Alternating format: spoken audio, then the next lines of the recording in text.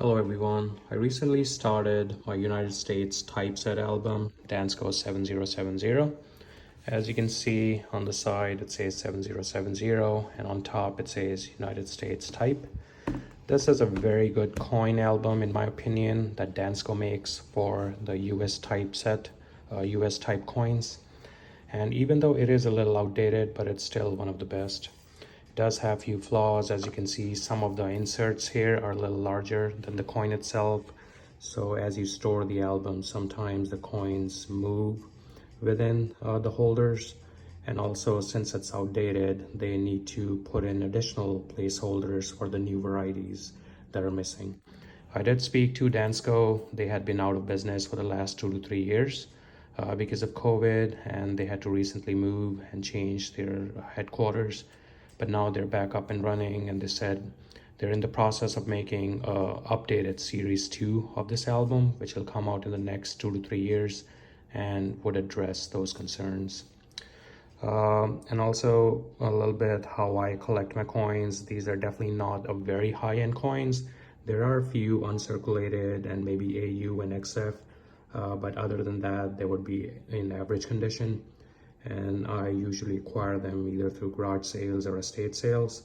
But recently I got on this app called Whatnot, which is kind of like eBay, but much better. It's more interactive and live auctions where the sellers can show you the coins in different angles, interact with you. You can talk to them, bid, and it's much more affordable than eBay, in my opinion. So if you would like to try out Whatnot, go ahead and follow my referral link in the description. Both of us will get $10, and by no means I am sponsored by Whatnot or Dansco. So let's get into this album. So the first series that the US Mint started was the half cent series, and as you can see, I don't have any of them.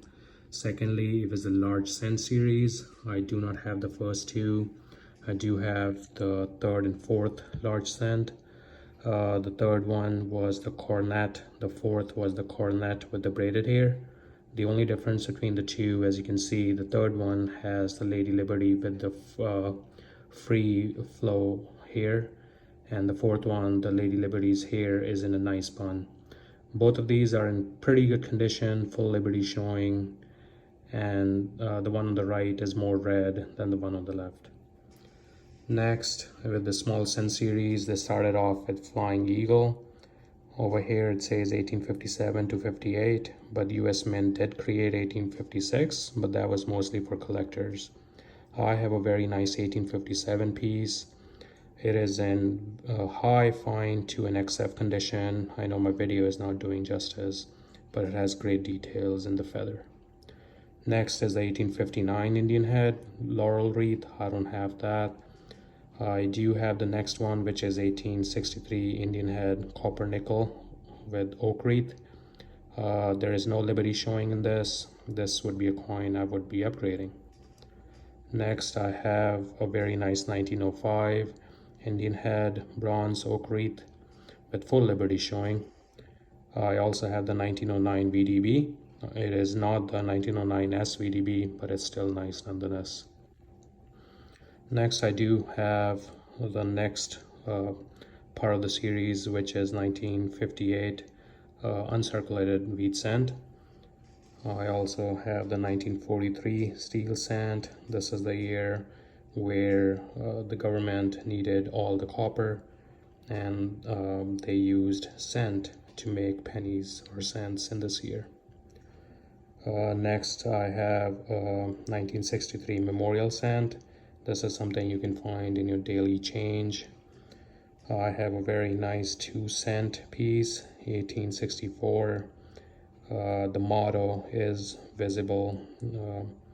In God we trust is also pretty visible. Next, I have a 3 cent silver piece. These are very hard to find these days in good condition. And this is the smallest coin the US Mint ever created. And I picked this up from Whatnot for $8.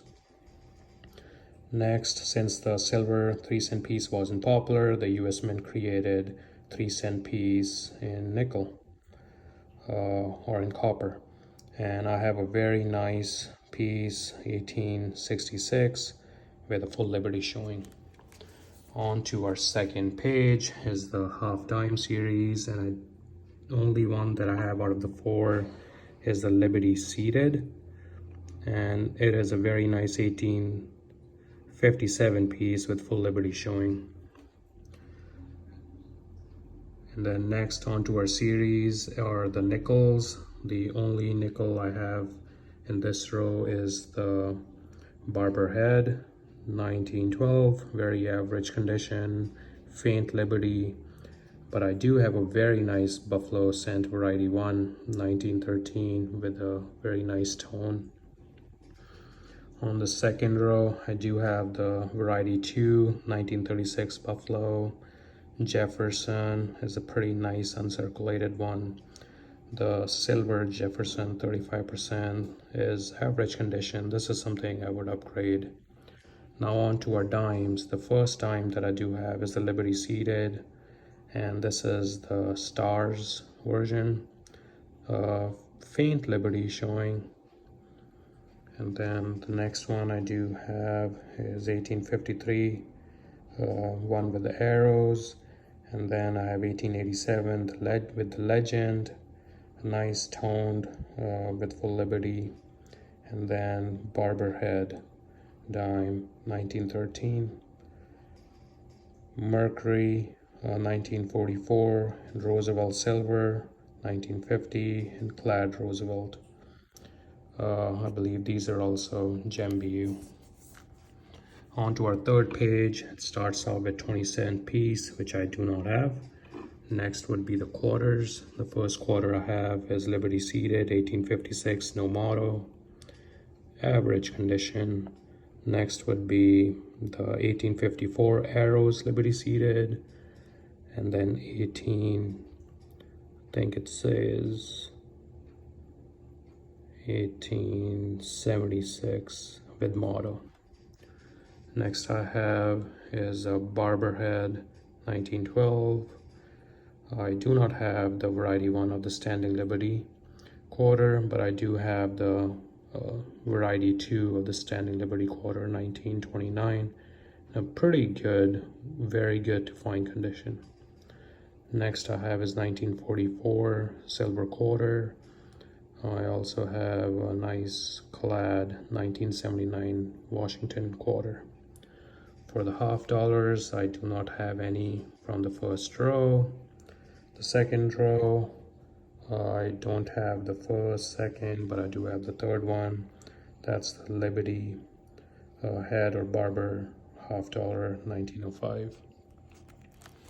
On to our next page, continuing on with the half dollars, I have a Walking Liberty 1942, pretty decent condition. Franklin half dollar 1954, good condition. Kennedy silver 1964, uncirculated, and another uncirculated 1974 Clad Kennedy half dollar. With the commemoratives, I wanted to make sure all my four commemoratives would be silver dollars, and I started off with the Columbian Exposition like everyone else does. It has a nice original patina. Next I chose the 250th anniversary of birth of George Washington half dollar. And then continuing on with the silver dollars, I do not have any on the first row. I have a very nice uncirculated Morgan 1904, decent piece 1925, and an Eisenhower 1972. This is something I had a question on. Maybe if anyone knows, put it in the comments. I think this needs to be a S mint for it to be silver, even though it does fall between 1971 to 75, but I think it needs to be a S mint to be silver. So I think I need to change this, so let me know. And then continuing on to our last page. Last page is pretty generic. With the bicentennial coinage, I have a nice quarter, half dollar is missing, a very nice dollar. Then modern coinage, I have a nice Susan B. Anthony 1979, Sacagawea dollar, pretty nice 2000. Very nice proof, state quarter, and I chose Florida since I'm from Florida. Lastly, with the commemorative dollar, this is a medal. It's a George Washington war medal, and it's made out of pewter. I just really like this, so I put it here for the time being. Maybe I'll upgrade this to a commemorative dollar. Lastly, with the silver American Eagle, I have a nice proof or BU 2015 uncirculated type 1 ace. I'm pretty satisfied with this one. I'm gonna keep this. And I think that concludes my album, and that also concludes the part 1 of my video. I guess maybe I'll make 2 more videos to show my completed album. But yeah, if anyone is interested in like getting in touch with me, communicating with me, or just talking about coins, I will drop my email address, or if there's a way to message me on YouTube, go ahead and do that. And again, if you want to use my Whatnot referral, go ahead and do that. Thank you, everyone, and I'll see you in the next video.